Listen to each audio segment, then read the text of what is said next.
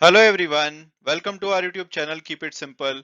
आज के वीडियो में हम बात करेंगे एनएमडीसी की, क्योंकि मिनिस्ट्री ऑफ कॉर्पोरेट अफेयर्स ने जो इनका छत्तीसगढ़ वाला स्टील प्लांट है उसको डीमर्ज करने का अप्रूवल दे दिया है। तो आज के वीडियो में हम इस टॉपिक को डिटेल में डिस्कस करेंगे और ये भी बात करेंगे कि अगर आप एनएमडीसी के शेयर होल्डर हैं तो इस डिसीजन से आपकी शेयर होल्डिंग पे क्या प्रभाव पड़ेगा और क्या आपको करंट प्राइस पे एनएमडीसी का शेयर लेना चाहिए या नहीं, इस बारे में भी हम बात करेंगे। और आगे बढ़ने से पहले अगर आपने अभी तक चैनल को सब्सक्राइब नहीं किया तो प्लीज सब्सक्राइब करके हमें मोटिवेट कीजिए।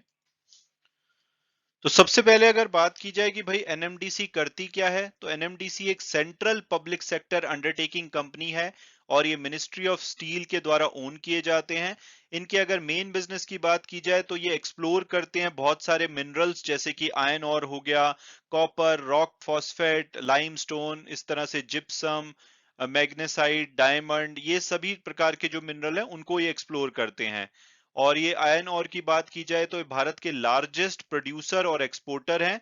ये 35 मिलियन टन जो आयरन ओर है उसको प्रोड्यूस करते हैं और इनकी जो आयरन ओर की माइंस हैं वो मेनली छत्तीसगढ़ और कर्नाटका में हैं।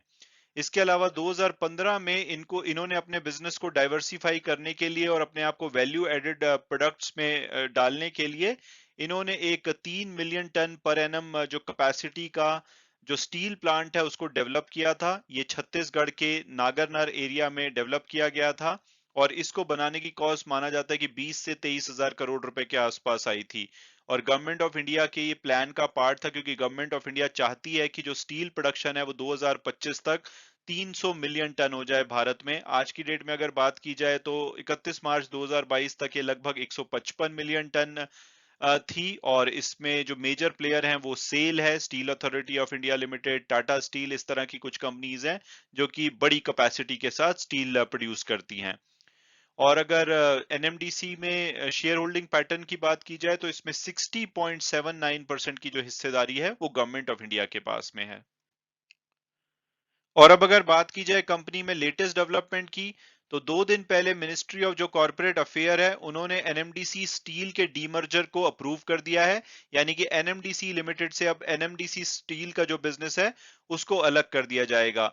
और इस डीमर्जर की वजह से जो 18,650 करोड़ रुपए की असेट्स हैं और 1602 करोड़ रुपए की जो लाइबिलिटीज हैं वो एनएमडीसी लिमिटेड से मूव होकर के अब एनएमडीसी स्टील में चली जाएंगी।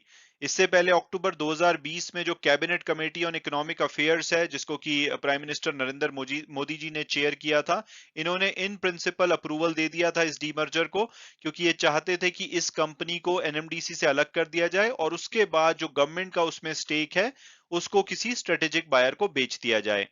तो जब इस कंपनी को अलग कर दिया जाएगा तो एनएमडीसी और साथ साथ में जो नई कंपनी बनकर के आएगी इस डीमर्जर के द्वारा, जैसे एनएमडीसी स्टील या जो भी नाम उसका रखते हैं, दोनों में ही सरकार की अब 60.79% की हिस्सेदारी होगी। और जो भी शेयर होल्डर है एनएमडीसी के, यानी मान लो आपके पास आज की डेट में एनएमडीसी के शेयर हैं, तो आपको 1:1 की रेशो में एनएमडीसी स्टील के भी शेयर मिल जाएंगे। यानी कि 28 अक्टूबर इसकी रिकॉर्ड डेट फिक्स की गई है। तो अगर 28 अक्टूबर को एज पर कंपनीज रिकॉर्ड अगर आप एनएमडीसी के शेयर होल्डर हैं तो आपको एनएमडीसी स्टील का भी एक शेयर मिल जाएगा। और ये कंपनी अभी लिस्ट होनी है, यानी कि ये फ्यूचर में लिस्ट होगी। जब ये लिस्ट होगी तो आप इस कंपनी के शेयर्स में भी ट्रेड कर पाएंगे। और अब अगर बात की जाए कि भाई यहाँ से नेक्स्ट स्टेप्स क्या होंगे, तो एनएमडीसी ने जो अपना विजन 2025 दिया था उसमें स्पेसिफाई किया था कि भाई ये स्टील प्लांट के डेवलपर की तरह काम करना चाहते हैं, ये उसको कमीशन और ऑपरेट नहीं करना चाहते। उसके लिए ये सूटेबल टाइम पे इन्वेस्टर इनवाइट करेंगे। तो ऐसा माना जा रहा है रिपोर्ट्स के हिसाब से कि जो ये हिस्सा है सेंट्रल गवर्नमेंट का एनएमडीसी स्टील में, इसको खरीदने के लिए जो आर्सलर मित्तल है, पॉस्को जो कि साउथ कोरियन बड़ी स्टील कंपनी है, इसके अलावा जिंदल स्टील और जेएसडब्ल्यू स्टील, वो प्रिपेयर कर रहे हैं कि जो एनएमडीसी स्टील है उसमें बिड करेंगे उसके हिस्से को खरीदने के लिए।